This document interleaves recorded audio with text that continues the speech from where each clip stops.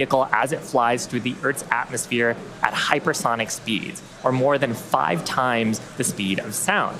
We expect it to look something like this animation on your screen with the heat shield tiles facing down. We'll use the Earth's atmosphere to brake the vehicle and then get us into a controllable regime as we go towards splashdown. Now, we did validate Starship's ability to fly and land at subsonic speeds during our suborbital flights several years ago, and gathering data on the aspects like heating and vehicle control while we're traveling way faster will become critical to eventually bringing Starships back from space for rapid reuse. We'll also attempt to open and close Starship's payload door for the very first time, a capability that we'll need when Starship starts flying our next generation Starlink satellites. And there you can see an animation of what that will look like as the satellites are deployed one by one through a slot near the top of the spacecraft. So at this point in time, we are approaching T-minus 21 minutes until liftoff. Let's check in with Dan for a countdown update. Hey, thanks, Kate. Hey, everybody. I'm Dan Hewitt. Good morning. Welcome to Starbase. I'm coming to you from the Raptor's nest, where I'm here with some of our flight controllers, also our Pad Red team.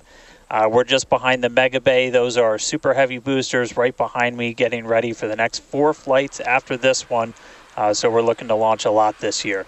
The countdown has been pretty clean so far. We're not tracking any issues that are gating us on the hardware side and the vehicle side from that on-time liftoff at 8:25 a.m. Central Time. That's our T0 right now. We primarily shifted later as we were just working to clear the range.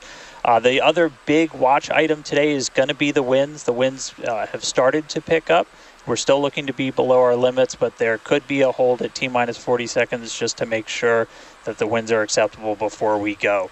We are actively loading propellant on board the vehicle. You can see by the frost line starting to build up. Looks like we're about 80% on the ship main tanks right now and a little over 60% on the booster. Now, Starship uses liquid methane as its fuel, liquid oxygen as its oxidizer. Both of those get cooled down to cryogenic temperatures, so several hundred degrees below zero. And if you followed along with our previous 2 flight tests, the prop load timeline today looks a little bit different. Those first flight tests, it took us about 90 minutes to load all of the prop on board. But since the second flight, we made some pretty significant upgrades to make that time shorter. We added some additional fuel and LOX pumps just to increase our capacity. We expanded the number of heat exchangers and installed a dedicated fill drain line for each stage. But they were sharing one before, now they each have their own. That's just that main pathway to get the propellant to the vehicle. We're aiming for about 51 minutes for today's operation to fully load prop. We did that successfully on our wet dress rehearsal that we did recently. Eventually, though, we're trying to get that time down to about 40 minutes. Just for some context, that's about 5 minutes longer than we take on Falcon 9, but we're doing it with 10 times the amount of propellant. Now, the propellant load on ship started at about T-minus 53 minutes, booster right around T-minus 42 minutes. We are about to pause loading on the main tanks of ship, switch over to the header tanks, and then switch back to close out the main tanks. We're expecting all of the prop to be on ship at about T-minus 3 minutes 30 seconds, and then booster prop load ends at T-minus 2 minutes and 50 seconds. Now, our final countdown and startup sequence is going to be the same as Flight 2. We already tested this on this booster when we did its static fire. Looking back for Flight 1, we lit those Raptor engines on the booster and lifted off about 6 seconds later. Flight 2, we reduced that time by almost 2 seconds. That just helps reduce the stress on the ground systems, improve the efficiency of the rocket. But right now, we're just about to pass 18 minutes away from launch. Winds, again, they're still looking a little bit marginal, so we'll keep an eye on those. We're not working any other technical issues, and the range is expected to be green. If we can't make our test today, we have backup launch opportunities in the coming days. Could be 24 to 48 hours, all just depends on how far we get into the count. So check back in with everybody in just a little bit. For now, though, I'm going to send it back to Kate and Shiva out at Hawthorne. Thanks, Dan. The countdown is continuing to progress, so let's take a closer look at the world's most powerful launch vehicle ever developed. Starship is comprised of 2 elements, the ship, which has 6 Raptor engines, and the Super Heavy booster, which has 33 Raptor engines. Starship is capable of about twice the thrust of the Saturn V rocket, and with future engine upgrades, it will actually be 3 times more powerful. Now, with those future improvements, that'll allow Starship to carry somewhere between 150 and 250 metric tons to orbit, depending on the configuration. For reference, Falcon 9's heaviest payload to date is just over 17 metric tons. So with Starship, we're talking about an order of magnitude greater in terms of payload capability to orbit. And that matters because the amount of mass we're able to launch per rocket is critical to creating a self-sustaining city on Mars. In terms of size, the Super Heavy booster alone stands about 71 meters or 233 feet tall and is about the same height as a fully integrated Falcon 9.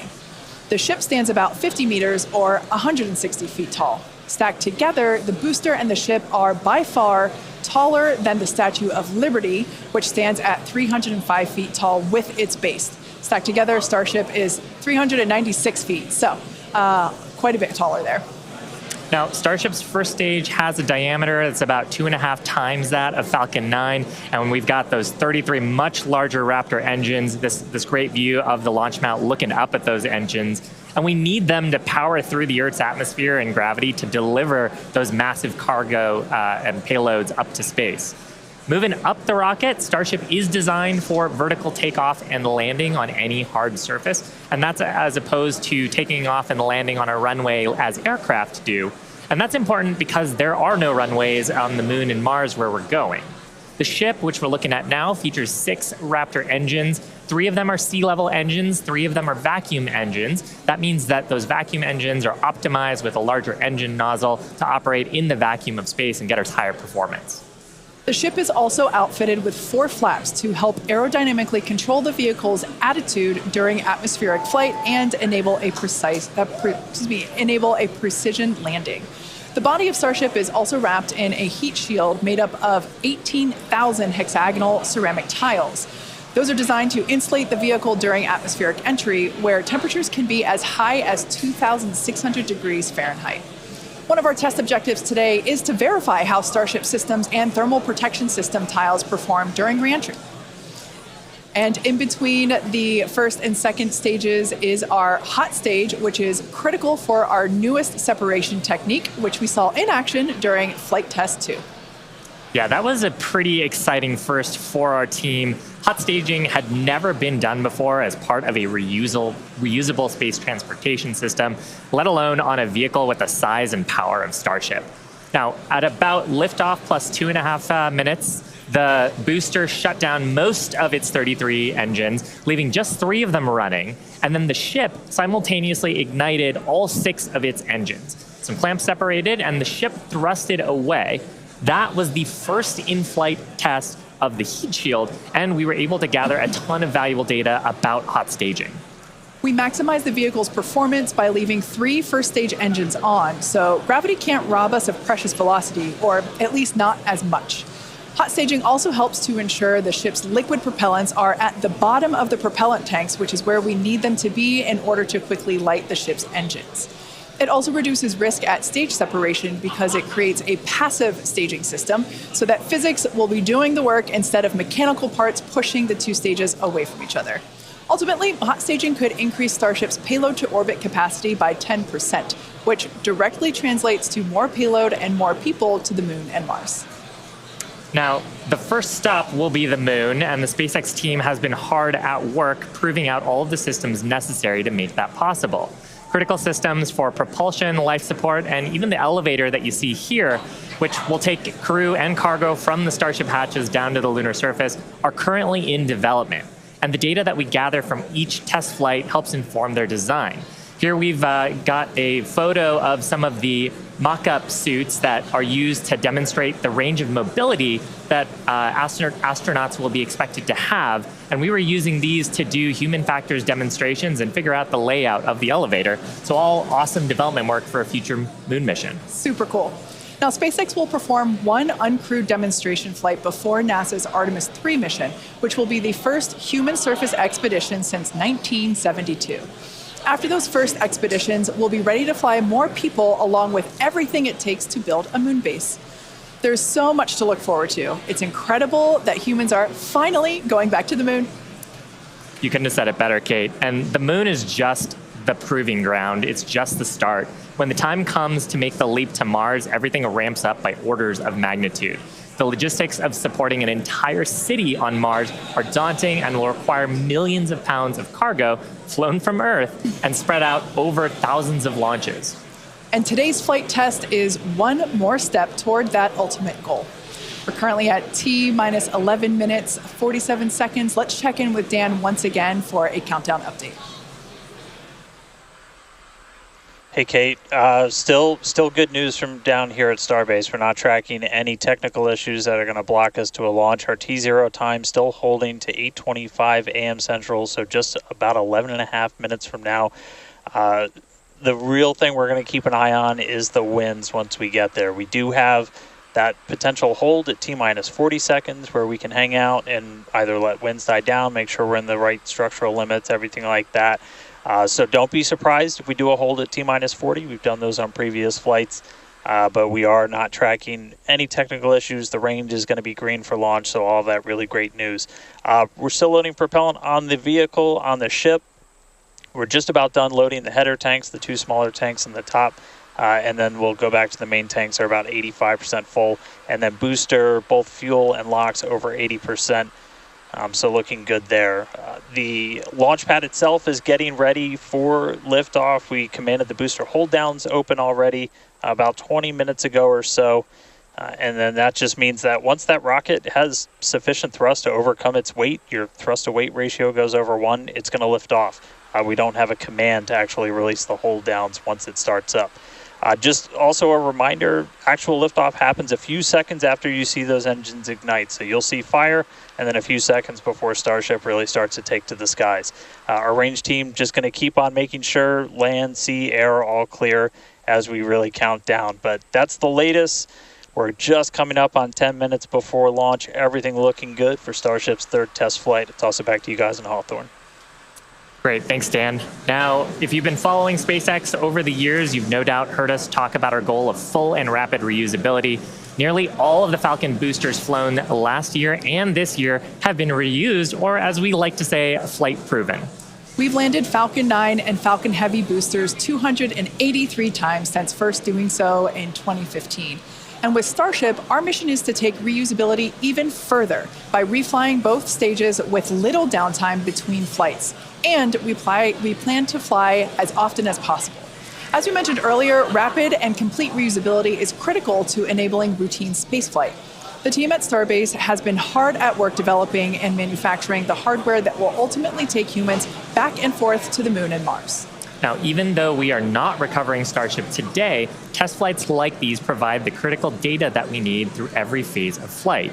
And that data informs future missions and gets us to that future where Starships are being recovered and rapidly reflown. Our teams are also working on the ground systems that will support rapid reusability.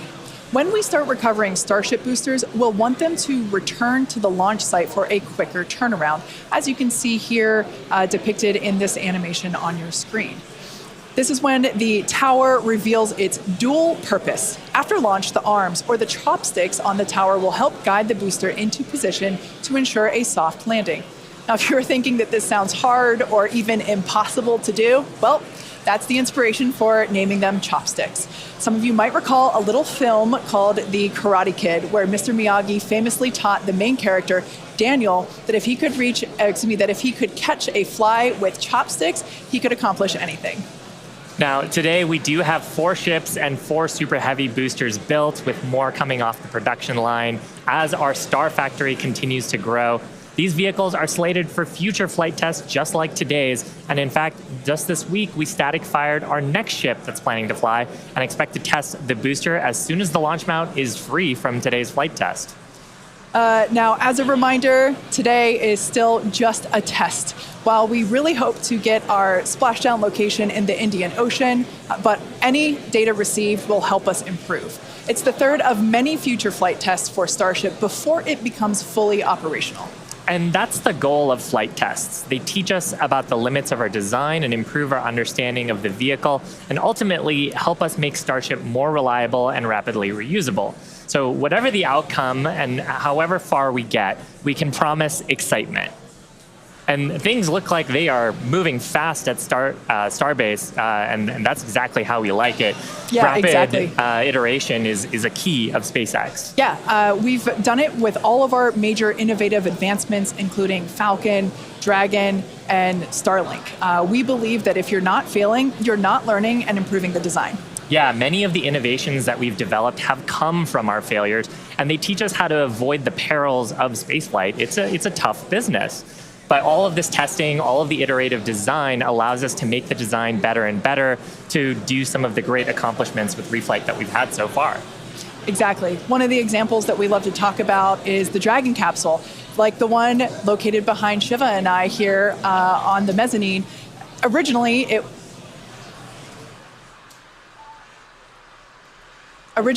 was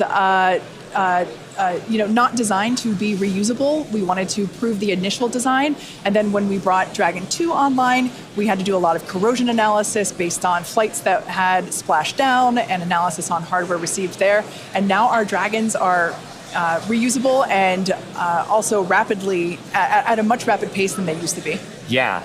So, I mean, great learnings from our original Dragon to our new crew and cargo vehicles have directly improved the operations, and they've helped us change our understanding of what's possible when it comes to rocket and spacecraft reusability.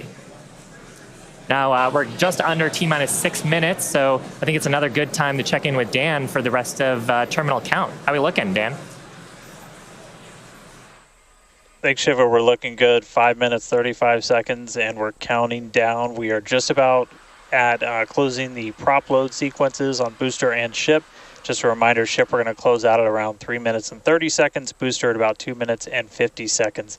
Once all of that prop is loaded on board, we'll have about 10 million pounds of propellant on both stages of Starship.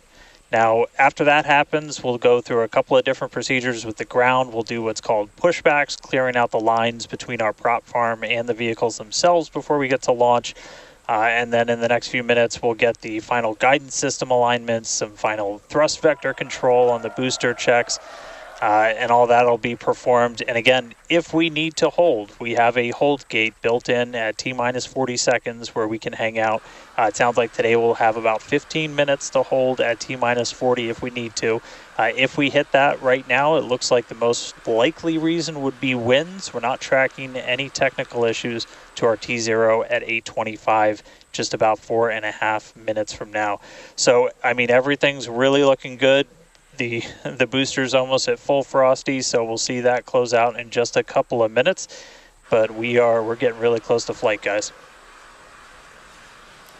The excitement is definitely growing here in Hawthorne, SpaceX headquarters. There is a large crowd gathering. You might hear them cheering occasionally. Now, Dan mentioned a good point about the holds. We have an opportunity to today hold for a few minutes. And this is a really cool thing about Starship. And we don't have this opportunity with Falcon or Falcon Heavy. Up until the T-minus 40-second point, aborts are just holds. So anything that would trigger an abort prior to T-minus 40 seconds becomes a hold. So that's a really cool feature to allow the team to wait for final checkouts or assess prop levels, engines, avionics, vehicle pressurization. It's really helpful to ensure a liftoff. Yeah, and that's something that is very different from Falcon. I'm sure people have watched our launches, and then we get right down past prop load and then have to scrub because of weather or scrub because of an issue on the vehicle. And we don't have the same constraints on our propellant and our system with Starship, which gives us more availability in the window. And sometimes that's all you need. Sometimes the winds dip just enough where you can launch the rocket safely. And otherwise, if you didn't have that ability to hold a few minutes, you might miss that window and then have to recycle to another day. Yeah, exactly, which is kind of like today. Like we mentioned earlier, winds are the thing that we are watching, so good news there. So we are still continuing to progress. We're looking at liftoff in just under almost 2.5 minutes from now. Super exciting. Like we said before, there's nothing more exciting than watching a test flight for a developmental program, and that's where we're at today. And like we talked about, we have some really ambitious goals for today's test. But really, the point of today's test is to try to get as much data as we can so we can inform the next iteration of the design of Starship, work those things into flight test number 4 and new objectives there that'll eventually get us to that glorious, rapid, reusable future that we so badly want. Yeah, for Flight 1, we wanted to clear the pad, and we did. For Flight 2, we wanted to get through hot staging separation, and we did. So today, we want to get even further than that and collect as much data as we possibly can. So with all that being said, we're going to check back in with Dan to take us through the final 2 minutes of terminal count.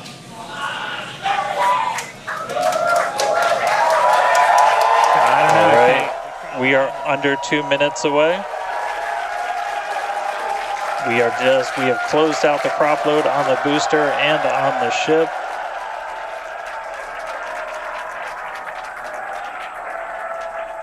And we're starting to hear some good news that it looks like winds are not going to hold us up, so there's a good chance we blow right through that 40-second hold. So we're about 1 minute and 20 seconds away. Just walking you through one last time, we're going to see the engines ignite about 4 seconds before we hit our T0. They're going to ignite in 3 different banks. You'll get 13 of the inners, 15 of the outers, and then the last 5 ignite just 2 minutes before T0. And then after that, the quick disconnect will retract.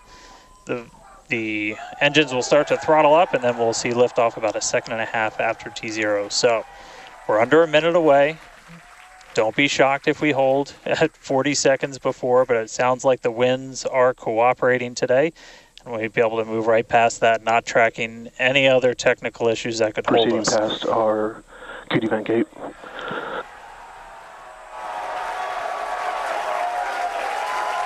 Through the QD vent gate past the 40-second hold. Go for launch. Flight Director Ty Huntington telling the team we are go for launch. So 20 seconds to go.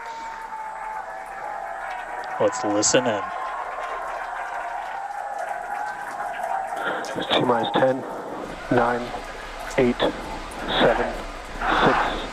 5, 4, 3, 2, 1.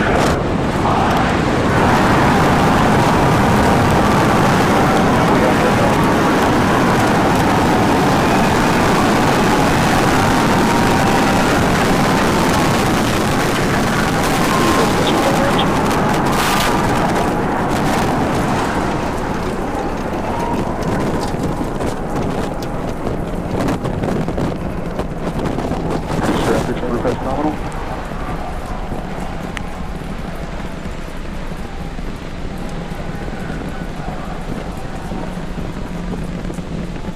30 seconds into flight, we are feeling the rumble. We are seeing 33 out of 33 Raptor engines ignited on the Super Heavy booster. Booster and ship, avionics, power, and telemetry nominal. Acquisition of signal, Corpus Christi. Continuing to get good call outs. Our trajectory looking nominal, systems looking nominal. Just amazing to see all 33 lit up once again.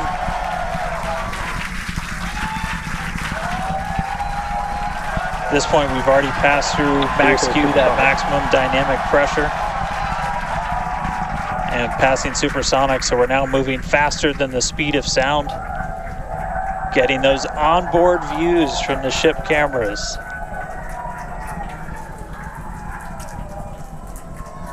Now the next major milestone is going to be a hot staging maneuver. Again, we're going to be doing that in just about 90 seconds. To do that, we're going to shut down all but the 3 center Raptor engines on Super Heavy.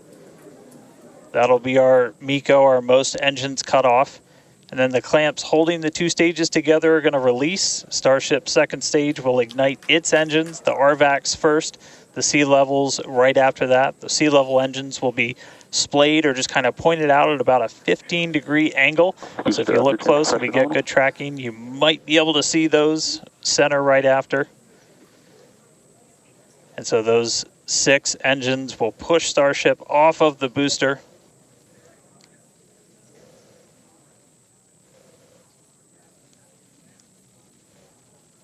All right, counting down now. We're going to be coming up right at around the 3-minute mark on that hot staging maneuver.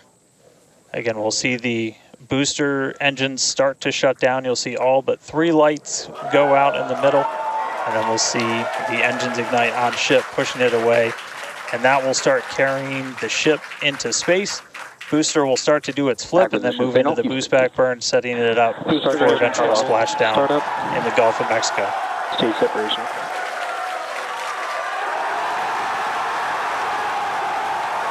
Boost back startup.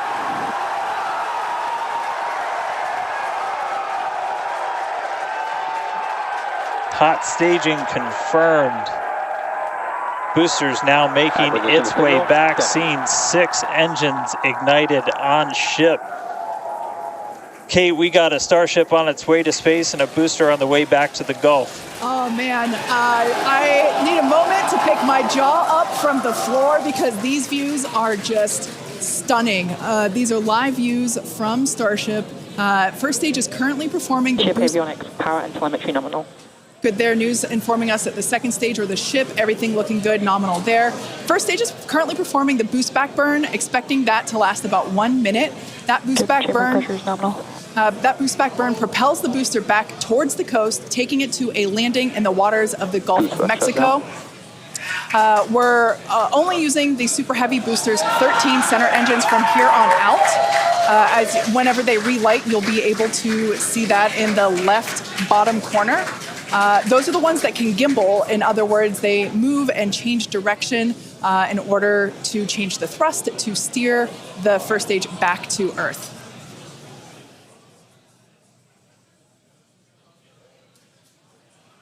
Wow, these are just incredible views coming to us.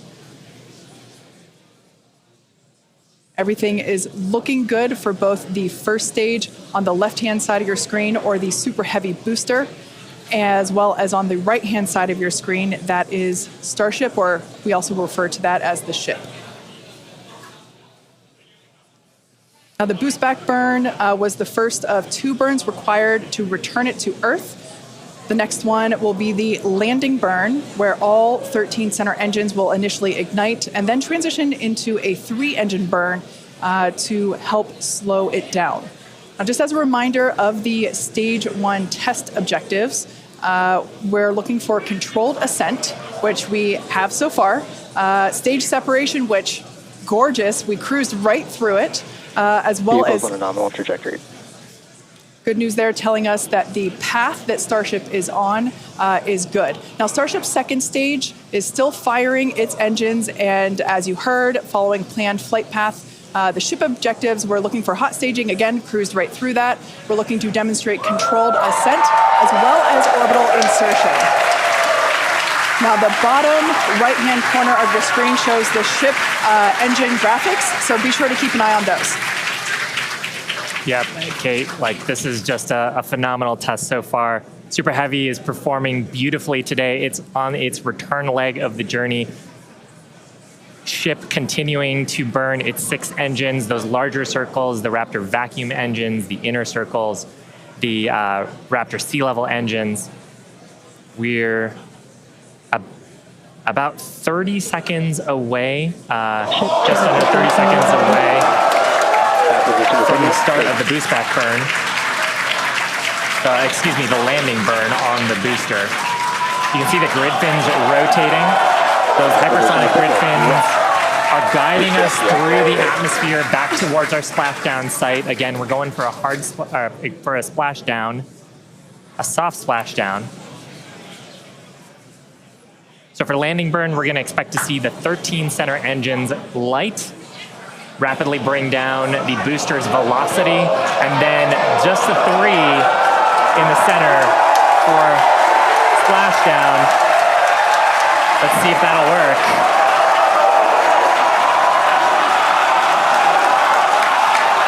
We're getting a few engines.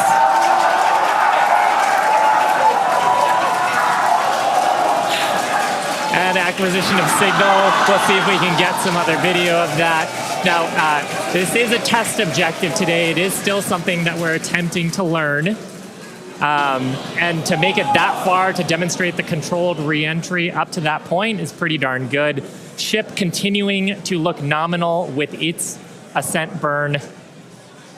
This burn lasting about 6 minutes total. And we're expecting that this burn will end just after T+8 minutes, about a minute from now. So far, though, I mean, congrats to the team. Making it this far is farther than we've gone Absolutely. on Flight 2. Just wonderful views and great engine performance from the vehicles.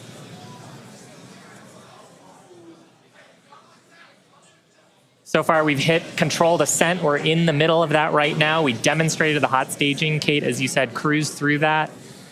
We demonstrated controlled entry of the booster. Just stopped a little short of the engine relight, but hey, that's something we can learn for the next one. Yeah. Now that view that we just had moments ago was a live shot of Star Command. There you see it again. This is our mission control center at Starbase, where vehicle operators are standing by. Now the next milestone coming up is in less than a minute. At that point, ship will, or I'm sorry, actually it already has. Starship engine cut off. There we go.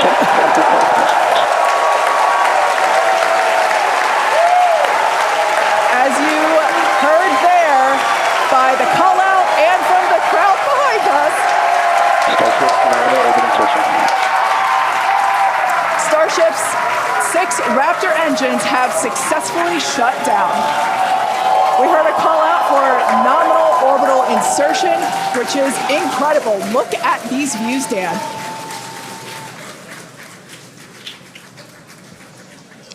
I'm just completely blown away right now. What a day. Congratulations to the entire SpaceX team. I mean, this flight pretty much just started, but we're farther than we've ever been before. We've got a Starship not just in space, but on its coast phase into space. Just to recap where we've come, and it's only been 9.5 minutes. How has it only been 9.5 minutes? We lifted off right on time at 8:25 a.m. We didn't have to hold at our gate at all. We had 33 out of 33 Raptor engines open up and light and get us through a nominal ascent. Another successful hot stage. All 6 engines on the ship propelling us into orbit. We did see what looked like a nominal boost back burn.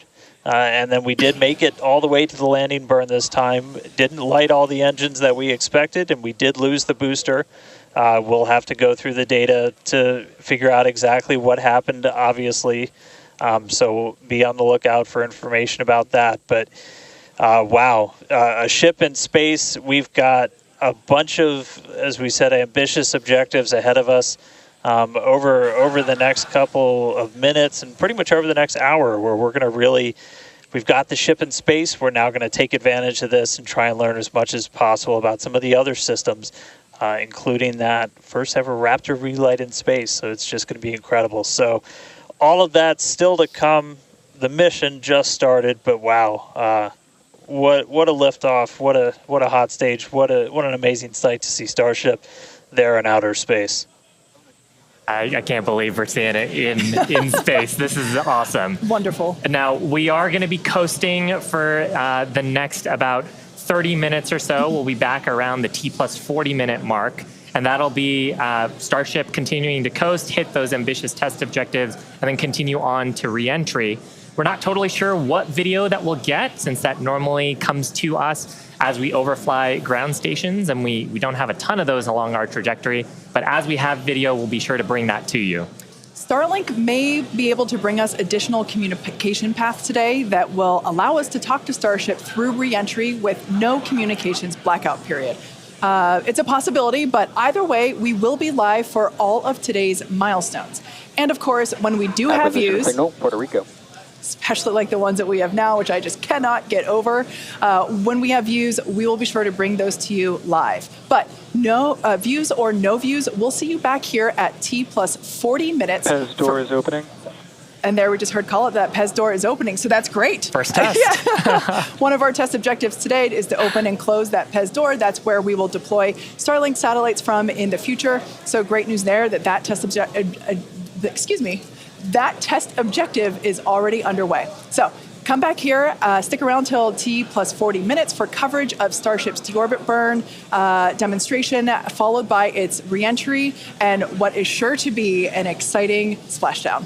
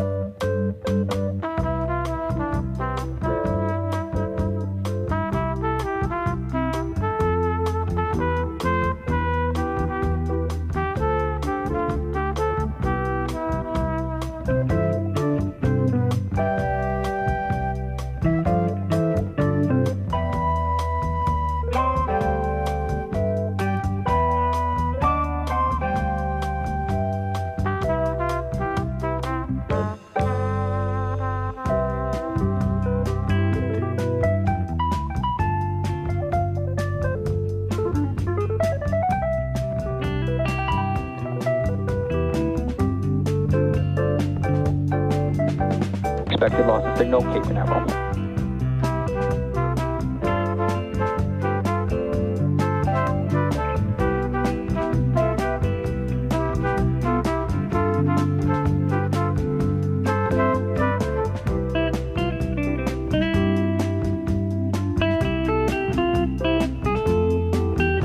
Pez trigger.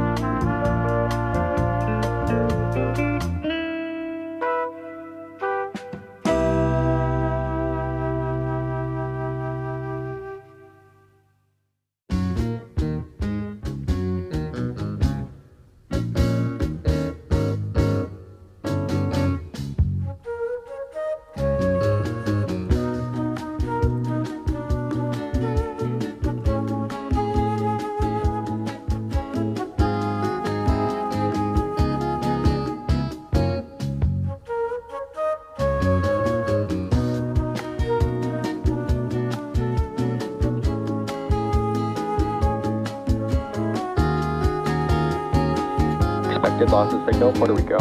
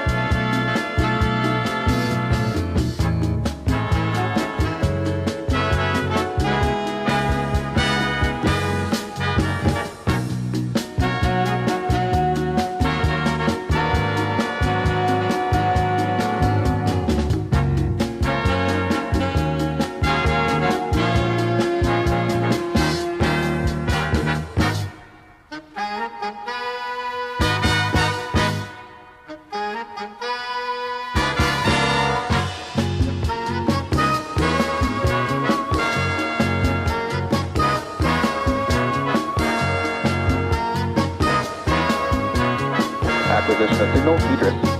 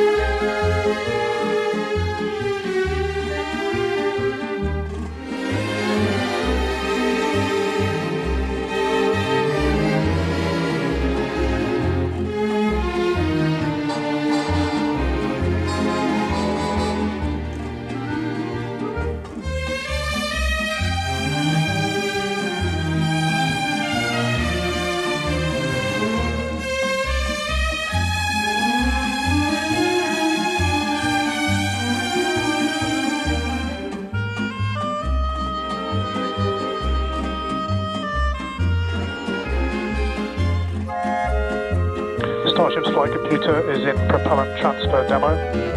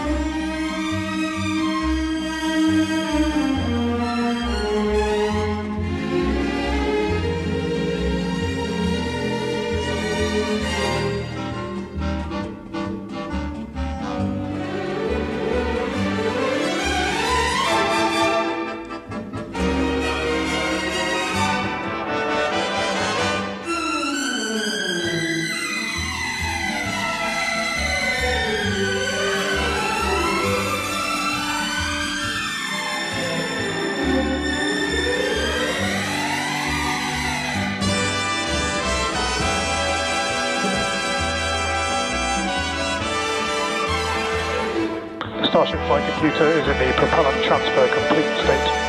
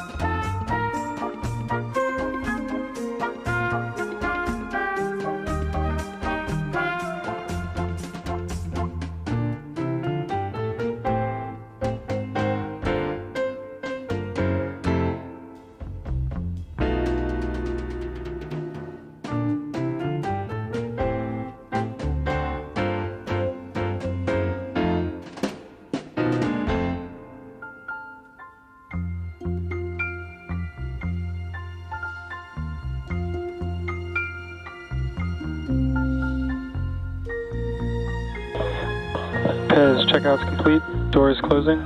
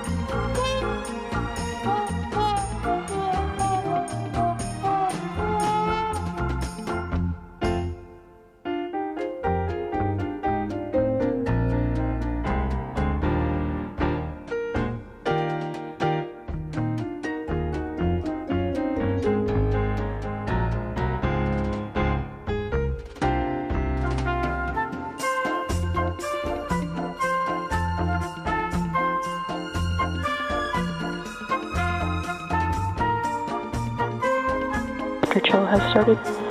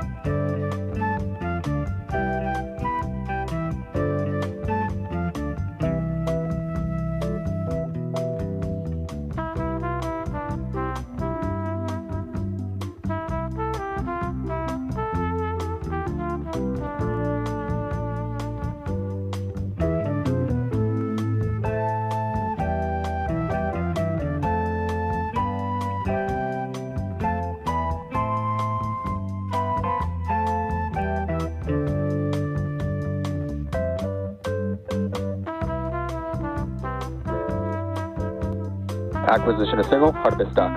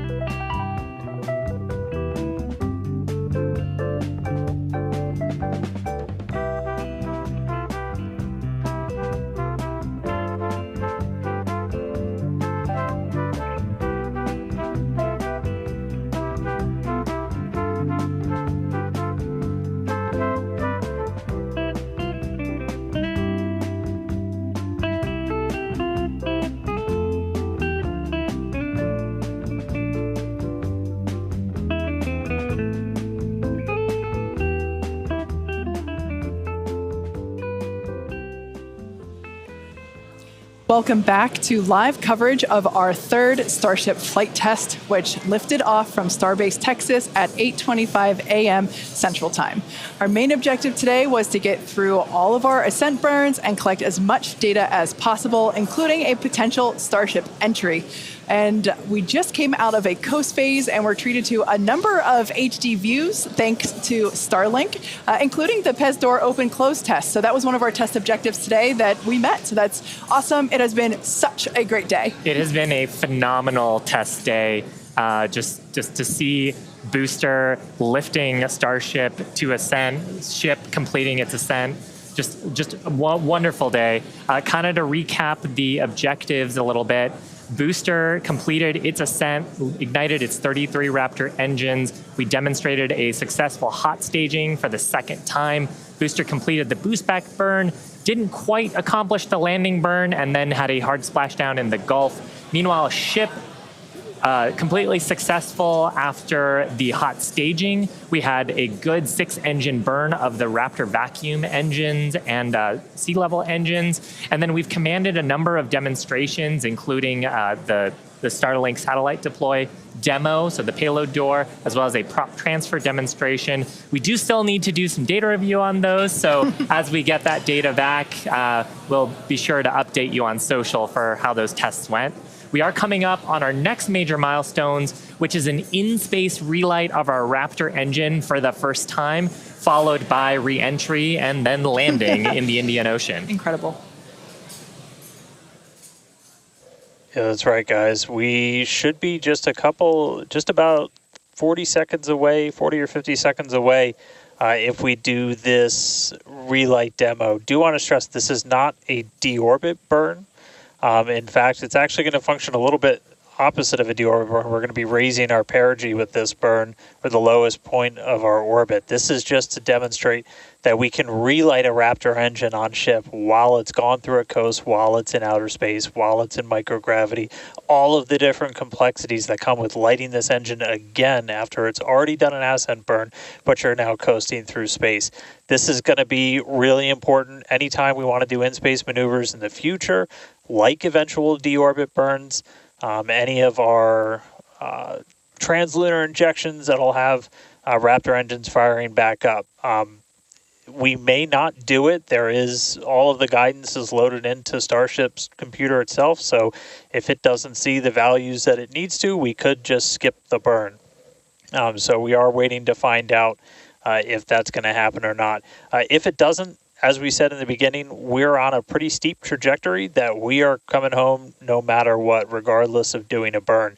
This was done just so we can really, we're in a trajectory that's really not super susceptible to delta V changes in velocity. If we were to do a burn, we've got a pretty concise footprint in the Indian Ocean that we're going to be targeting for splashdown today.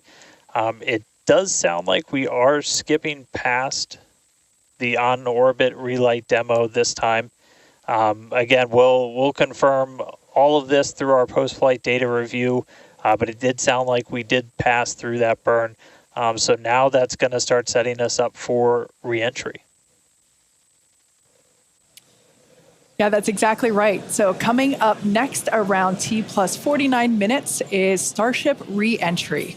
Now, this is typically a portion of flight where we don't have communications with spacecraft because they're re-entering the Earth's atmosphere at or around orbital velocity, about 8 kilometers per second or roughly 5 miles per second. Super fast. Now, at those speeds, the spacecraft's interaction with the atmosphere results in friction and creates a plasma field around the vehicle. That blanket of plasma distorts communication frequencies, so we're basically left with a brief communications blackout.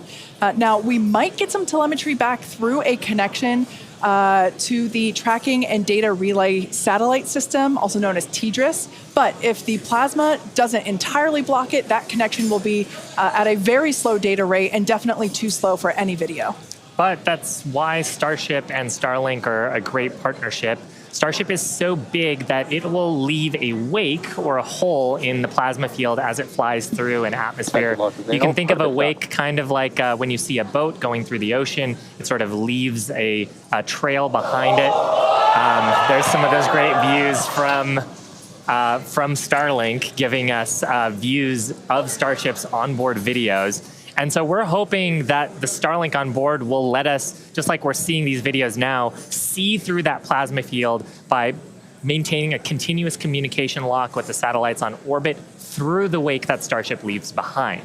Now, this is only the second time that we're testing Starlink during reentry. So even though we do have these great visuals now, don't be surprised if we manage to get some signal hiccups through. We're still learning about what that wake will actually look like in practice and whether we're able to get that live, continuous, high-speed data during reentry. Yeah, that's right. And one of the really primary reasons we want to use Starlink is to just gather as much data as possible. It's been said the data is the payload on one of these flights, where we're putting this flight hardware in a real flight environment, trying to learn about it as much as possible. Re-entry is going to be a really critical phase of flight. We really want to know how the ship's going to perform, especially that heat shield as we're going through the hypersonic re-entry. So if something were to go wrong during this re-entry, we want as many paths as possible to collect that information, that data, just to, again, just continually feed back into the Starship program to make each flight more reliable, more successful. Acquisition signal, Mauritius.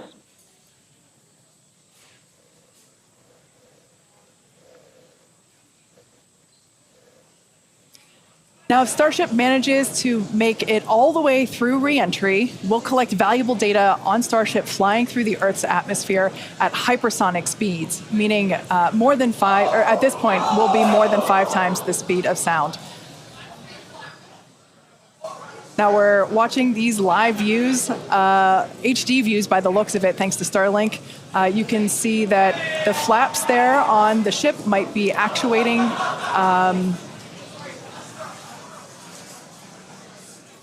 Certainly some incredible visions of planet Earth behind Starship. Now, we've already validated Starship's ability to fly and land at subsonic speeds. You might recall those suborbital flights from a few years ago, and we can see those flaps there. So getting data on aspects like heating and control while traveling way faster than we did before is going to be critical to eventually bringing Starships back from space for rapid reuse. So I mentioned those flaps. That's one of the things that enables Starship to help control itself and survive the heat of reentry, which, like we said before, we're expecting that reentry to occur around T plus 49 minutes. So we're getting pretty close here. And what you're seeing here, it looks like the vehicle is sort of moving back and forth. Part of what you're also seeing is one of the cameras, this onboard view that we have, is on the end of a flap. Starship has front flaps and rear flaps in the vehicle. So we've got 4 of those. And oh man, we can see the heating on those flaps as we're starting to re-enter the Earth's atmosphere. This is where the Earth's atmosphere is doing the work to slow us down. Now, like we said, this plasma field is, wow, what a view. We hope to maintain these views throughout.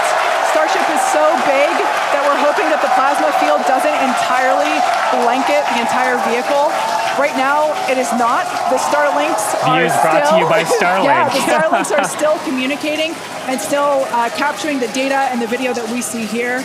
I mean, Shiva, this is just absolutely incredible views. We've never seen anything like this before. This is the biggest flying object ever in space. Absolutely, Kate. And it's important to note, the Ascent burn that we did was to get us to orbital velocities, even though we were on a nearly orbital trajectory.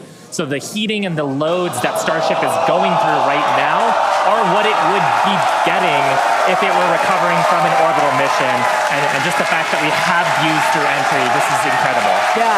Again, this is the furthest and fastest that Starship has ever flown. And you can definitely tell by the crowd here in Hawthorne. The heat shield tiles doing their work. We talked about it earlier.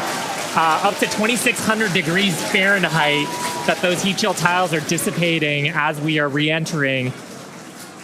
Yeah, now this was one of the critical, or rather the key mission objectives that we were hoping to hit today. We have never, like I said before, this is the fastest and furthest that Starship has ever flown. So this is the first time that we're getting to collect this re-entry data and understand how these 18,000 hexagonal heat shield tiles are working together to protect the belly of Starship as it re-enters the Earth's atmosphere. Once again, the atmosphere is doing us a big favor here by... 80 kilometers altitude. The atmosphere is actually doing us a huge favor here by acting as a braking system for Starship as it re-enters the atmosphere. And that's part of the reason why the flaps are so important. We're using the body of Starship and the drag from the atmosphere to slow us down from orbital speed, but you want the vehicle to remain stable. You want those heat shield tiles pointed down so they can absorb the heat of the Earth's atmosphere. And so that's the purpose that they are serving during the hypersonic phase and then again during the subsonic phase. Absolutely. So like we said, these views are being provided by a couple Starlink terminals that are positioned on Starship itself. As that plasma builds, we're hoping that we can bring these views back to you, but you can see the telemetry there on the right-hand side of your screen. If you watch closely, you can see the speed decelerating. Again, that's the friction of the atmosphere resulting in this plasma field, or excuse me, the blanket that is potentially blocking the Starlink terminals right now. So we'll bring those views back to you if we get them. But right now, for those of you that have recently joined, Starship is currently re-entering Earth's atmosphere. This is super exciting because it's the furthest and fastest that Starship has ever flown. It's just absolutely incredible. Major test milestone, something we wanted to accomplish on Flight 2, getting to it today. So just awesome. Now, we actually have some heat shields here. So these are what's doing all the work on Starship right now. There are 18,000 hexagonal heat shields like these. So this one that I have is flat, like this is what would be positioned on the flaps of Starship, whereas Shiva has something a little different. Yeah, the one I have would be on the curved surfaces of Starship. I'll just put it in frame here. So we've got these attached at various points around the vehicle. Like you said, Kate, 18,000 of these tiles around, and they're doing the work to make sure that the structure of the vehicle doesn't carry all that thermal load so we can recover the vehicles eventually and get to rapid reuse on them. They're really lightweight. They sound a little different than I would have expected them to, but they are ceramic. And these are what's helping Starship survive through this period of entry. We're not sure how far we're going to make it. Again, this is the furthest that we've gotten in our test flight, but the further we fly, the more data that we can get, and that's ultimately the measure of success here, which, I mean, I think today has been a huge success given where we've gone and how much further we've gotten with both the booster and Starship itself.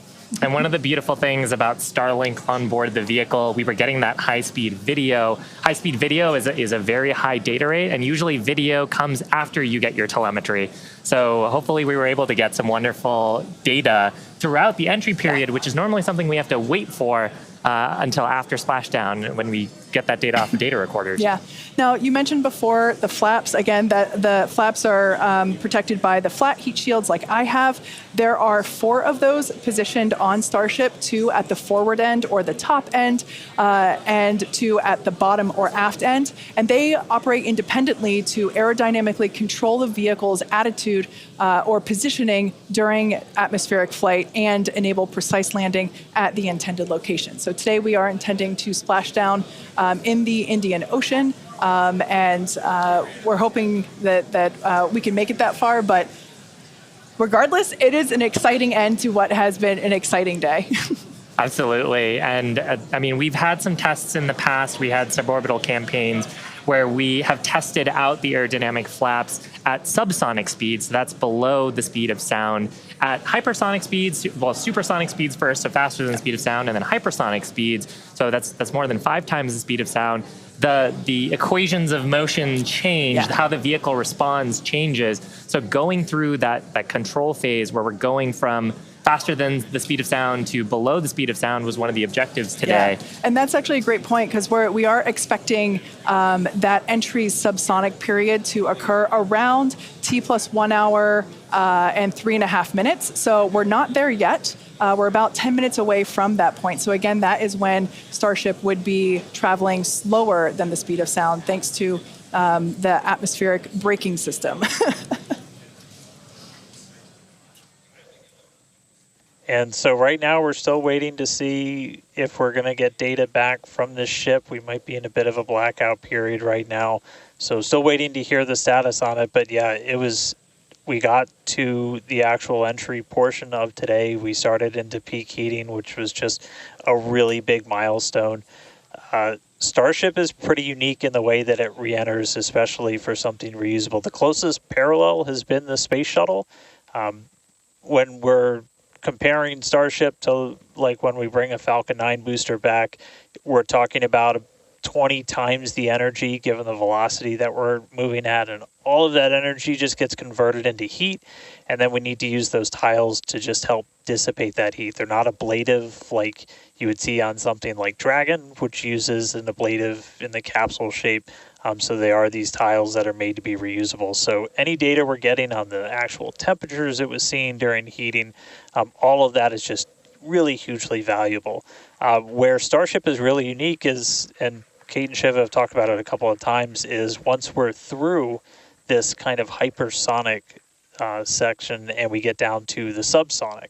And that's where we really learned a lot and proved that Starship's really just its basic shape could work. And we did that during the suborbital campaign. Again, if you compare it to the shuttle, which entered, it had the wings. It had a similar heat shield system, but it had wings, and then was almost flown like a glider once it re-entered and was down to those subsonic speeds. With Starship, we're not doing that. We're just coming straight down. We'll hit terminal velocity, which with Starship is around 200 miles an hour, and then we use a flip maneuver to ignite those engines, do a landing burn, and then touch down on the ground. So you don't need a runway. We're doing that, again, designed because when we go to the moon, when we go to Mars, there's not going to be a runway there for us, and so that propulsive landing is going to be really important.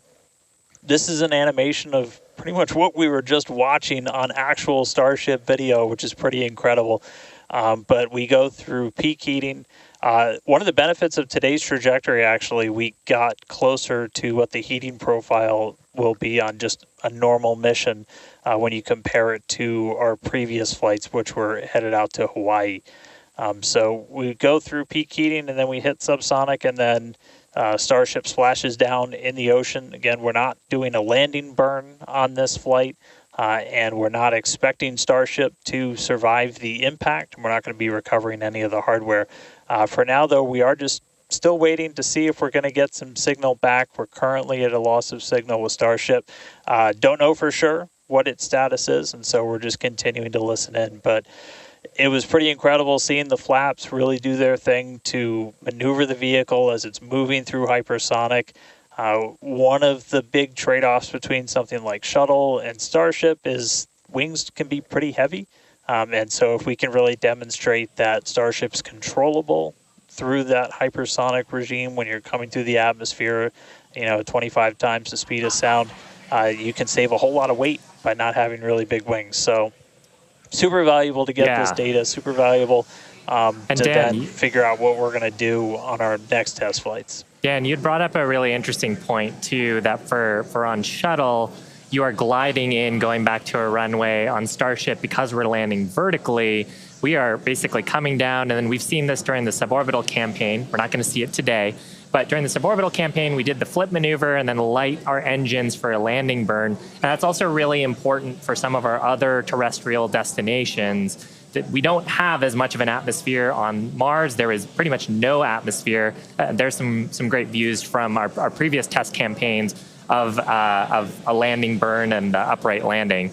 But on the moon, there is no atmosphere. On Mars, the atmosphere is extremely thin, so you actually need some other sophisticated techniques that other landers have used to land there. And so this vertical landing technique is really important to landing on destinations like those, which is ultimately where we're trying to go. Yeah, absolutely. So we hope to demonstrate that landing in future missions. That wasn't one of our objectives for today. We wanted the ship to focus on opening and closing, the first demonstration of opening and closing the PEZ door, which is where we will deploy Starlink satellites from in the future, as well as gathering data on how the heat shield tiles performed during the entry period. And so far, all of that has gone really well. So overall, it's been pretty great. And it's great to see how those initial tests that we performed a couple years ago for those high altitude tests allow us to see what those will look like in the future. But this piece that we're doing today of, okay, if we are coming back from orbital velocity and we're going through that entry period, that is the missing piece, right? We already figured out how to land once the ship gets to a certain velocity or altitude, and it's really this piece that we were trying to figure out today. How do we get Starship to survive orbital velocity atmospheric entry? And we hope to find out soon. Yeah, I mean, we talked about rapid iteration and how we do design. Part of our philosophy is testing early and often and trying to test in a way that is as flight-like as possible. But there's only so much you can do in a chamber where you're trying to simulate the atmosphere in a laboratory. So there's nothing quite like when the heat shield tile hits the atmosphere in flight to gather that wonderful data and prove out some of the analyses and probably teach us a bunch of things that we didn't quite get right. For sure. And obviously, for those of you that have been watching along with us, those were incredible views to see of that entry period where we saw the heat generating because of friction as the belly of Starship was making contact with the Earth's atmosphere, and that resulted in some plasma. So as Dan said before, we believe that we're in a bit of a blackout period at the moment. We are expecting the vehicle, if it's still alive,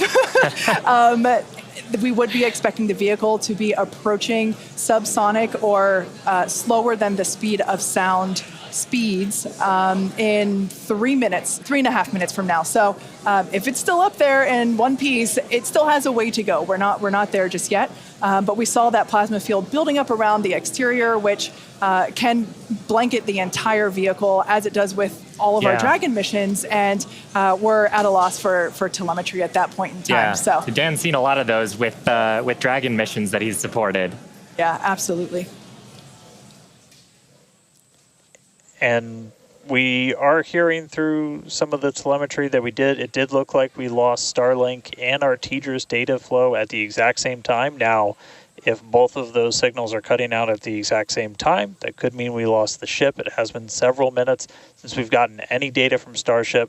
We are waiting just a couple more minutes just to see if we can get any additional confirmation, but that is one data point that we're tracking, and that could indicate that we had a loss or a breakup of the ship during that reentry. So might not make it all the way to splashdown today, but we were able to get through the early phases of reentry, hit some of that peak heating, which was just really incredible to see a Starship coming back from space after getting all those views from space for the very first time.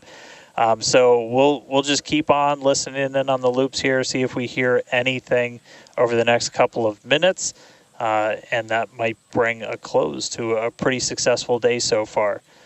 So again, we did lose the TDRS. That's the tracking and data relay satellite. That's the satellite system that pretty much every spacecraft operating in orbit right now will use to get data. We were able to get some signal through that, and then we were also getting data back through Starlink.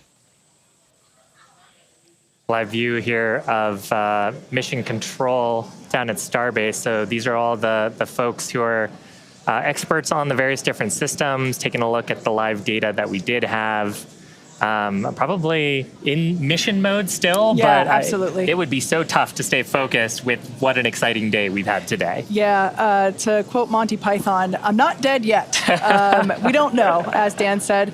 We did lose connection with TDRS, which is the tracking and data relay satellite system, and Starlink at the same time. So it is a realistic possibility that we lost Starship, which honestly was always on the table. We didn't know how far it was going to get. The further we could fly and the more data we could collect was always the biggest win. And so regardless of, if we did lose the vehicle and we are not able to, make it all the way to our intended splashdown, note that we weren't intending to recover this vehicle, either vehicle, the Super Heavy booster nor the Starship. We weren't intending to recover either of them. They were both going to basically hit at terminal velocity and break up upon contact with the surface of the ocean. So we're standing by to hear whether or not we are going to be able to get telemetry readings back, but we are possibly anticipating news that we lost Starship due to basically a double blackout from TDRS and Starship data at the same time. But it's worth mentioning, this is the first time that we have come back at these speeds Absolutely. in any of the test flights that we've done so far with Starship. So we are trying to prove out that the heat shield works as intended, that the controllability at those hypersonic speeds works as intended. So if we were able to get back any data on that, that means the next version, what happens on flight 4, 5, 6, is going to be better. We must be able to get some because we saw incredibly gorgeous high definition views of that entry period whenever it was initially starting. So we must have gotten some data today there. has been otherwise a phenomenal day. Incredible. Liftoff on time, full ignition of all of the boosters, engines, successful hot staging, and then ship took it from there. Yeah, absolutely. We were able to see the ship actually make it further as well as the booster. We were hoping that the booster would perform a soft water landing, but we lost it during just before it was able to ignite the landing burn. But the ship continued on. We saw all six Raptor engines on the ship ignite and then shut down for second engine cutoff. And we saw some amazing views as well, and it's just been certainly a day that I will be taking many screenshots and using them as my computer desktop background for, until the next Starship launch. When we get even better views, I'm sure. Exactly. And we also hit a number of our other ambitious test objectives. We had a chance to at least initiate the commands for a propellant transfer demo within the vehicle. This is something that Starship's going to have to do in the future, and these sort of transfers haven't been done at this scale before, so that's a first as well. We also were able to demonstrate that the payload door functions. And we got to see that, Yeah, and so those commands were sent. Again, data review to come and make sure that everything performed as expected, but that's going to be critical to deploying payloads in the future once Starship becomes operational. So a number of test objectives hit, much more accomplished than Flight 2, and making steady progress towards a fully, rapidly reusable, reliable Starship. Absolutely. And hey, Kate, and hey, Shiva, we were just hearing on the loops, we are making the call now that we have lost Ship 28. So as we were possibly expecting, we lost the data a couple of minutes ago. We haven't heard from the ship up until this point, and so the team has made the call that ship has been lost. So no splashdown today, but again, just it's incredible to see how much further we got this time around. We had a couple of those ambitious objectives that you guys were just walking through that we're able to take advantage of while Starship was in outer space flying over our planet for the very first time. So that was just really incredible. Obviously, there's a lot to go through. Everyone always wants to know right off the bat what happened. Takes us a little bit of time, but I can assure you as soon as we start finding things out, we're going to let everybody know. And I know everybody's going to be excited for the next one. I mean, as I pointed out in the beginning, there's 4 super heavy boosters either fully stacked or getting stacked right behind me. We've got other ships ready to go as well. So it's going to be a really busy time down here at Starbase as we look to really fly Starship as much as possible, get this vehicle ready to go for all the important things it's got to go do. And with that, we got to say a huge congratulations to our teammates and everyone who's supported the Starship program. There's been flames and reds along the way, but third time's the charm, and we made it to space. We also a big thanks to all of our future customers for your support. And we want to give a big thanks to the people of Cameron County, Texas, for their support, as well as the Coast Guard and the Federal Aviation Administration. Be sure to follow the SpaceX account on X for more updates from today's test flight and future Starship tests. But before we go, we want to wish SpaceX a very happy birthday. The company was founded on this day in 2002 when it basically consisted of this small team, a carpet and a mariachi band. I don't know about you, but we're feeling 22. Also, it's Pi Day.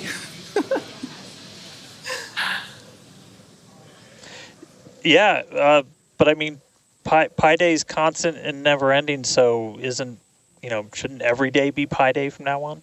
I mean, that's a really good point, and I think after a test like today's, we all deserve some pie. Thanks for watching, and we'll see you next time.